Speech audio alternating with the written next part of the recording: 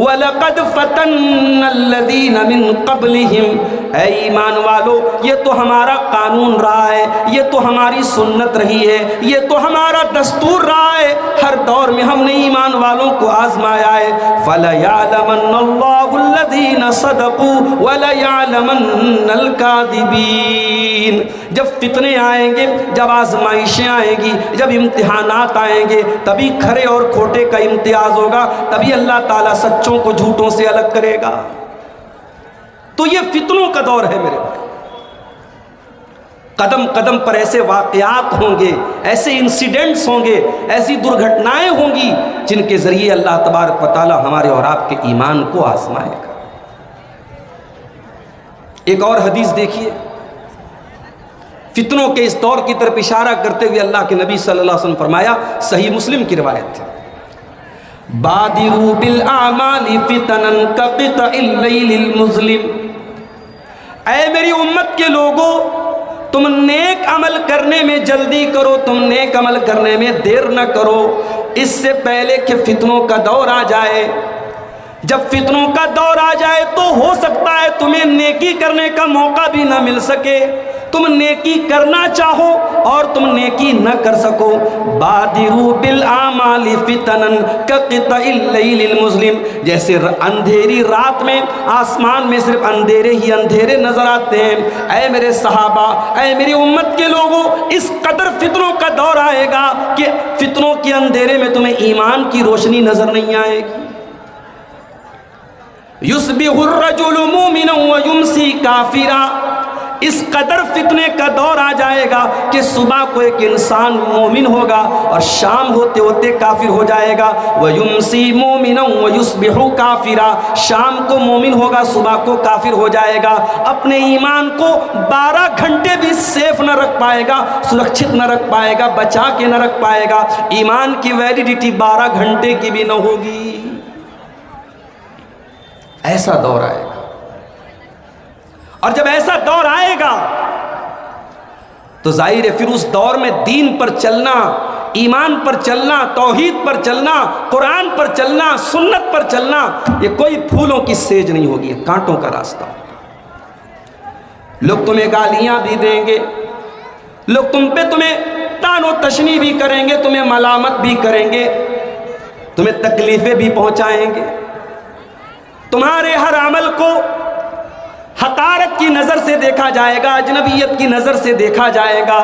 تم سنت پر عمل کرو گے، تم دین پر عمل کرو گے، تم دین کی باتیں کرو گے، دنیا کی نظر میں اجنبی ہو جاؤ گے۔ جب ایسا دور آ جائے، اللہ کے پیارے نبی فرماتے ہیں، بدأ الاسلام غریبا وسیعود کما بدأ فطوبى للغرباء۔ او لوگو، جب اسلام کی شروعات ہوئی تھی، جب عرب کی سرزمین پر محمد رسول اللہ نے اسلام کا اعلان کیا تھا، اسلام کی تبلیغ شروع کی تھی، اس وقت اسلام اجنبی تھا، اس وقت توحید اجنبی تھی، اس وقت اسلام کی آواز دنیا کی نظر میں اجنبی تھی۔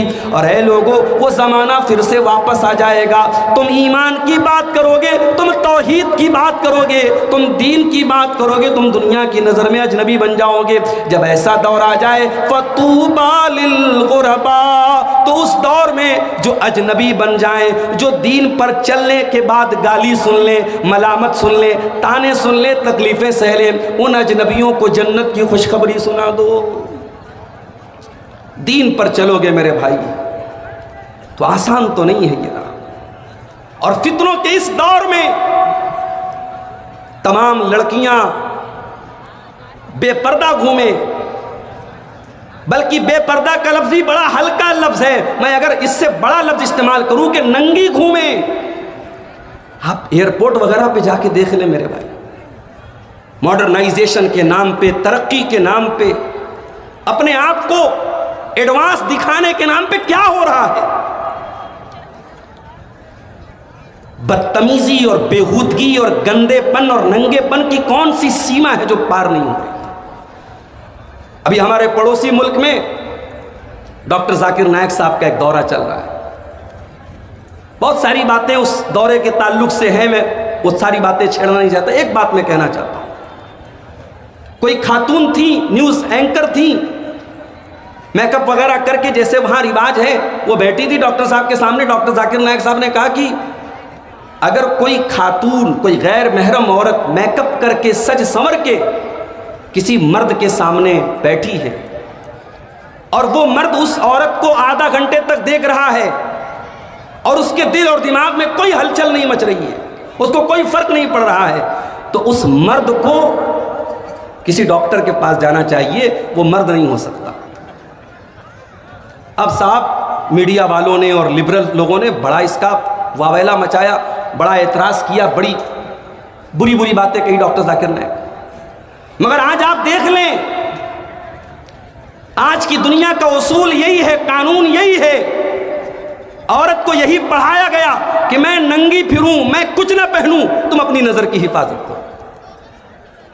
یہ دنیا اس کو ترقی کہہ رہی, اس کو عورتوں کی آزادی کہہ رہی ہے. ایک ایسے دور میں جہاں عورت سے اس کا عورت پن چھین لیا گیا, اس کی نسوانیت چھین لی گئی. ایک ایسے دور میں جہاں عورت سے اس کا پردہ چھین لیا گیا. ایک مسلمان عورت جب سر سے پیر تک پردے میں نکلتی ہے, نقاب میں نکلتی ہے, یہ آسان کام نہیں ہے میری پیاری ماں بہنوں. مگر معاف کرنا, یہ پردے کی پابندی, یہ پردے کا اہتمام اگر مبارک پور کے محلوں میں آپ اس پر عمل کر رہی ہیں, اگر پورا رانی میں اس پر عمل ہو رہا ہے, اگر پورا صوفی میں اس پر عمل ہو رہا ہے, اگر مبارک پور کی گلیوں اور سڑکوں میں اس کے اوپر عمل ہو رہا ہے, تو بڑے بڑے شہروں میں, بڑے بڑے پارکوں میں, بڑی بڑی نمائشوں میں اور بڑی بڑی تفریح گاہوں میں بھی یہ پردہ قائم رہنا چاہیے. شریعت کا ایسا کوئی قانون نہیں ہے, قرآن کی کوئی ایسی آیت نہیں ہے کہ آپ کا یہ پردہ, آپ اپنی بستی میں ہیں, آپ اپنے محلے میں ہیں, تب تو پردے پر عمل ہوگا. اور آج آپ اگر کہیں گھومنے پھرنے چلی جائیں, کہیں شاپنگ کرنے چلی جائیں, کہیں تفریح کرنے چلی جائیں, آپ کسی اور شہر میں چلی جائیں, تو پردے کا یہ حکم منسوخ ہو گیا. ایسا کوئی شریعت کا قانون نہیں ہے. آسان تو نہیں ہے, من کو مارنا پڑے گا. دنیا ایک کام کر رہی ہے, آپ کو اس سے ہٹ کے کرنا ہے تو من کو تو مارنا پڑے گا. اور ویسے بھی شیطان نے برائی کو اٹریکٹیو بنایا ہے. ہر انسان کو گناہ کی دنیا اچھی لگتی ہے. ایک شرابی سے کہو شراب مت پیو, وہ تھوڑی مانے گا, اسے شراب کے نشے میں مزہ آتا ہے. مگر انہی ریسٹرکشنز اور انہی پابندیوں اور انہی قانون کے دائرے میں رہنے کا نام میرے بھائیو اسلام ہے. اللہ نے ہمیں مسلم بنایا. مسلمان کہتے ہی اس کو ہیں جس کے ہاتھوں اور پیروں میں اسلام کی زنجیریں پڑی ہوں. اپنی مرضی کا مالک نہیں ہے مسلمان. مسلمان کہتے کس کو ہیں؟ آؤ قرآن سے پوچھتے ہیں. اللہ فرماتا ہے انما کان قول المؤمنین اذا دعوا الی اللہ ورسولہ لیحکم بینہم ان یقولوا سمعنا واطعنا. مسلمان کی پہچان تو یہ ہے اس کے سامنے اللہ کا فیصلہ آ جائے, رسول کا فیصلہ آ جائے. مسلمان کی شان تو یہ ہے وہ اللہ اور اس کے رسول کا فیصلہ سن کر کے آمنا و صدقنا کہہ دے. وہ ایمان لے آئے, وہ مان لے, وہ تسلیم کر لے.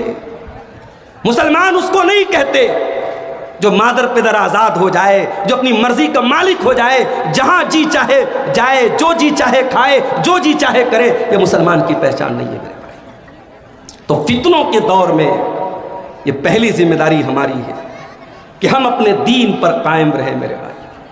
فتنوں کے دور میں مشکل ہے, بلکہ ایک حدیث میں اللہ کے نبی نے فرمایا کہ اپنے ہاتھ میں انگارے پکڑنے کے جیسا ہے. آپ نے فرمایا فتنوں کے دور میں دین پر عمل کرنے والا, دین پر پابندی کرنے والا, دین پر چلنے والا کالقابض علی الجمر, اس کی مثال ایسی ہے جیسے اپنے ہاتھ میں انگارہ لے کر کے کوئی چل رہا ہو. میرے پیارے ساتھیوں, مارکیٹ میں آپ بھی ہیں, دوسرے لوگ بھی ہیں, جھوٹ بولنے والے لوگ بھی ہیں, دھوکہ دینے والے لوگ بھی ہیں, فراڈ کرنے والے لوگ بھی ہیں, حلال و حرام کے فرق کو بھول جانے والے لوگ بھی ہیں. مگر آپ ایک مسلمان ہیں. آپ جب مارکیٹ میں جاتے ہیں, آپ کی شریعت آپ سے کہتی ہے من غشنا فلیس منا, تو مسلمان ہے, تو دھوکہ نہیں دے گا. آپ کی شریعت کہتی ہے احل اللہ البیع وحرم الربا، سود حرام ہے، بیاج حرام ہے، کاروبار حلال ہے، آپ سود و بیاج کا لین دین آپ کو نہیں کرنا ہے، دھوکہ دھڑی آپ کو نہیں کرنا ہے، سٹے بازی آپ کو نہیں کرنا ہے، جھوٹی قسم کھا کر کے اپنا مال نہیں بیچنا ہے، حلال طریقے سے جو پروفٹ آ جائے، جو منافع آ جائے، اسی میں اپنی زندگی گزارنا ہے۔ اب یہ آسان کام تو نہیں ہے میرے بھائی، اس پر آپ کے کلیجے پر چھریاں چلیں گی تو چلیں، وہ حلال کی تھوڑی سی کمائی اس حرام کی زیادہ کمائی سے بہتر ہے جو آپ کے گھر کے چین اور سکون کو چھین لے میرے بھائی۔ آج دنیا سود اور بیاج، ابھی کل ممبئی میں ایک پروگرام تھا، ہماری جماعت کے بڑے بڑے جید علماء، نمائندہ علماء اس میں شریک تھے، تجارت کا اسلام نے کیا نظام پیش کیا ہے اس کے تعلق سے مختلف موضوعات پر علماء کے بیانات تھے، اور آپ یقین کریں ممبئی کے اندر بیان ہو رہا ہے اور گجرات کے کونے کونے سے وہاں موجود، آندھرا پردیش کے کونے کونے سے لوگ وہاں آئے تھے، وہاں کرناٹک کے کونے کونے سے لوگ آئے تھے۔ یعنی آج بھی ہمارے سماج میں ایک طبقہ ایسا ہے جو چاہتا ہے کہ ہمیں حلال بتایا جائے، ہم حرام سے اپنے دامن کو بچا لیں، ہم گناہ سے اپنے دامن کو بچا لیں۔ اس مارکیٹ میں اگر بے ایمان لوگ زیادہ ہیں تو یقیناً زیادہ ہیں، مگر ایماندار لوگ بھی ٹھیک ہیں، آٹے میں نمک کے برابر ہیں مگر ہیں، اور یہی وہ لوگ ہیں میرے پیارے ساتھیوں جن کی طرف اشارہ کرتے ہوئے اللہ کے نبی نے فرمایا فَطُوبَى لِلْغُرَبَاء، دین پر عمل کرنے کی وجہ سے اگر ان کو تکلیفیں اٹھانی پڑے، ان کو اجنبی سمجھا جائے تو یہ اجنبی بن جائیں، ان کو میں جنت کی بشارت دوں۔